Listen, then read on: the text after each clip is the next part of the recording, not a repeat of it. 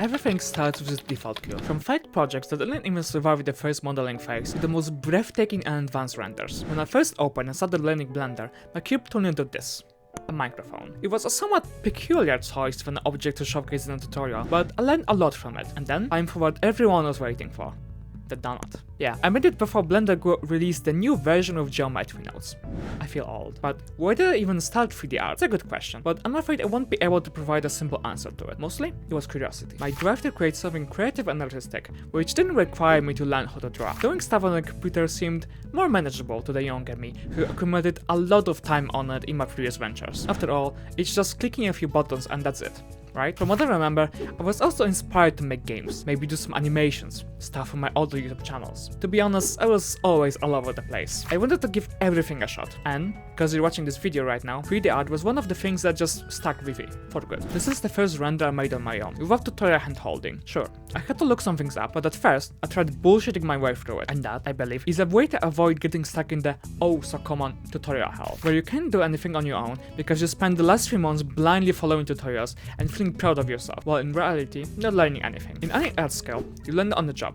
Sure, theory is very important, but practice always comes first, even when it's a little humiliating, watching yourself struggle with modeling a plank of wood for 2 hours. I've been there, and I still kinda am, because even after 4 years, I only really scratched the surface of what is possible. That feeling of humility and knowing your limits comes much later though. The first 3 renders, when I was starting to get comfortable around the software and the whole philosophy of working in 3D, yes, it's not just about knowing where each button is, but also how to manipulate object in the 3rd dimension and how every little weird rule works. It's like learning how to drive. Sure, it looks simple from the outside, just press your feet here and there, move the wheel a little bit, but you need to familiarize yourself with the feeling of having the car under you, and out of the guidance stopping us from murdering ourselves on the road. Okay, this tangent aside, the first few renders felt like I was on top of the world, confident as hell, ready to tackle everything, and by the way, yeah, this art shit is so easy. I will be a pro in just a few months. Yeah, about that. Then, inevitably, you come across a render that just puts you in your damn place. For me, it was this one. Seems simple on the surface, right? Just place some trees,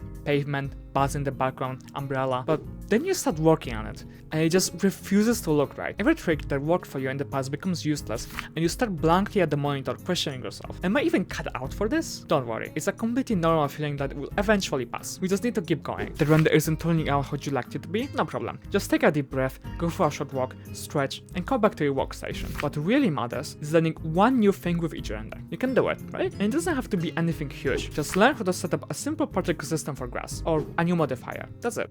Complete your original plan to the best of your abilities, and finish when you feel like you can improve it further at your current skill level, and you feel proud of yourself, really. Post it, show it to your friends, hang it up on the wall, or save the file on your desktop. It will remind you of how far you came later down the line. But for now, gather new inspiration and keep on learning at least one new thing at a time. It's all it takes to improve. It will take time, of course, but like with any skill, there are no shortcuts. There will be tutorials claiming to speed up your learning by a lot, but hey, I don't claim it's all bullshit, but there are ways to learn faster and slower. So there's a baseline amount of hours you just need to put in, no matter how great your teacher is. They can do the work for you, and while it feels nice and inspiring to binge watch YouTube videos about Blender, in reality, it doesn't do much in terms of your growth. It's an important lesson I learned. Feeling accomplished and actually accomplishing something are 2 different things. Just saying, oh, I'm learning this new thing, feels great, but doesn't do anything. You need to do, not just indulge in the fantasy of doing. I kept going, slowly learning and improving. It wasn't linear, nothing is. There were big jumps in my skill and plateaus. It's completely normal. I kept trying different styles and techniques,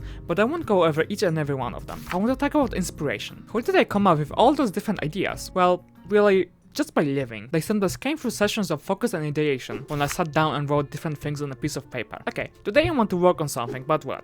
And then listed whatever came to mind until I found something cool enough to commit to it. But mostly, they came randomly. Walking around the neighborhood and seeing a cool building, taking some photos, and then, a few days later, opening them up on my computer and studying the render. I don't really have a method, nor do I remember the thought process behind the vast majority of my earlier works. I just stayed flexible, and that's important too. Do not stay boxed up in any single idea for too long, or keep forcing yourself to repeat a style or theme that worked for you in the past. Just do whatever seems cool to you in the moment, because if you're not genuinely interested in the thing you're making, why bother? My main motivation was seeing something in my imagination and wanting to make it a reality, bring it to life. It might sound abstract to some of you, but just pause for a moment, think of something, anything that you'd like to see. Really picture it in your mind or write it down, sketch it, whatever. It must be something, even small or silly. Never, ever let your mind convince you that any idea is not worth pursuing. Stupid? Bullshit. Too hard? Too bad. You learn in the process, or distill it down to something you can make. Already done? No, not in unique style. Nothing? You didn't try hard enough. Pause the video and concentrate. I don't care if it takes you 10 seconds or 10 hours. Go for a walk, talk to someone, play a game, read a book, go lay down for an hour without falling asleep. Ideas are everywhere. We just need to stop that part of your mind trying to filter them out. Later down the line, I started developing my personal artistic philosophy. Maybe you can guess it, looking at these works. I want to create something that I can't just go and capture with a camera. It's not because I don't see the value in photography. It's just a completely different spectrum and art form than what I do and what I'm interested in. And it's not just about creating things that are abstract or not realistic. You can clearly see that some of the pieces are completely ordinary. The weight is placed on the I can't find or build or set up a scene like this. Could be done, really. Everything could be done by photography with enough preparation. But what matters is that it would take more time and effort than simply making it in 3D. That's the lens I filter my new ideas through. With a few exceptions, like these two renders I made purely for practice purposes. Or this one, which was made for a client. That's my identity and motto as an artist. But I don't think it's necessary, nor is it something you need to worry about. It grows on you with time, and varies from artist to artist, taking different forms or levels. I didn't talk much about Blender and the technical side of it, because I simply believe that there are people much better at it than me. I wanted to show you my growth as an artist, not necessarily a 3D one. There is still lots of stuff to talk about, so if you're interested in hearing me ramble more, consider subscribing. I'm eager to explore with you, dear viewer. But for now, I hope you enjoyed this video. Take care.